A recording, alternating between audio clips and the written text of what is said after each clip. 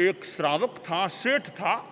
सेठ परिवार था, घर में दो लड़के थे, दोनों की शादी हो गई, घर में दो बहुरानियां आ गई थी। एक दिन की बात, रसोई में और रसोई के आसपास परिवार के लोग बैठे थे और बड़ी बहू कहीं जा रही थी और मार्ग में घी की गिलोड़ी रखी हुई थी, उसके पांव से ठोकर लगी, घी धुल गया। तो सेठ ने कहा, बीननी थोड़ा ध्यान रखा करो। थोड़ा बात करके संपन्न हो गई बात। कुछ दिन बीते। एक दिन कोई पानी का लोटा बीच में रखा हुआ था, छोटी बहू आई, उसके पांव से वो लोटे के ठोकर लगी, पानी सारा गिर गया और बह गया।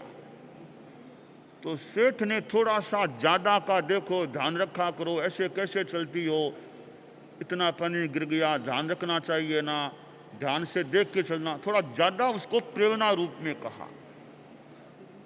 तो छोटी बहू ने सोचा, रे कुछ दिनों पहले भाभी सा यानी जेठानी, उनके पांव से घी धुल गया था, तो विशेष कुछ नहीं कहा। आज मात्र पानी गिरा मेरे पांव से, मुझे कितनी बार बार बार कहा है। इसका मतलब है कि ससुर जी का तो भाभी सा के प्रति ज्यादा है स्नेह, मेरे प्रति कुछ नहीं है, मुझे कितना कहा है। इस बात का टेंशन कर लिया दिमाग में, तनाव हो गया, थोड़ी उदास रहने लग गई।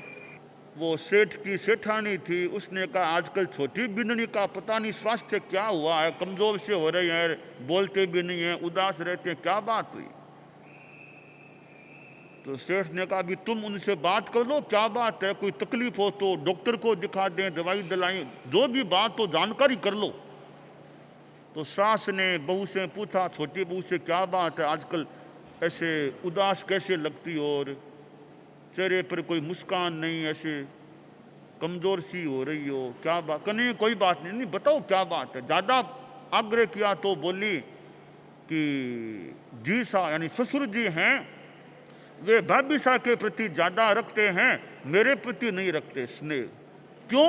तो देखो, उनके पैर से गिलोड़ी टेढ़ी हो गई, गिर गई, घी धुल गया, तो भी खास कुछ नहीं कहा। मेरे पांव से माथ पानी धुला था, मुझे कितनी बार कह दिया था। तो सास ने सेठ से कहा, ये इसके मन में बात है।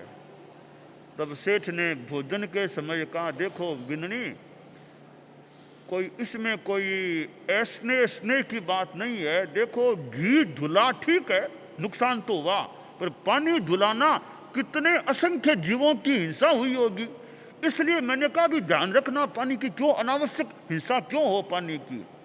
अब बहू रानी का दिमाग यह स्पष्ट हुआ कि मेरे प्रति और कोई भाव नहीं, वो अपकाय के जीवों की हिंसा से बचने की प्रेरणा देने के लिए मुझे ज्यादा प्रेरणा के रूप में कहा था। तो पानी का संयम, नहाने में, कपड़े धोने में अनावश्यक पानी न जाए, बस यह अपकाय का संयम और अहिंसा की बात इस संदर्भ में हो सकती है।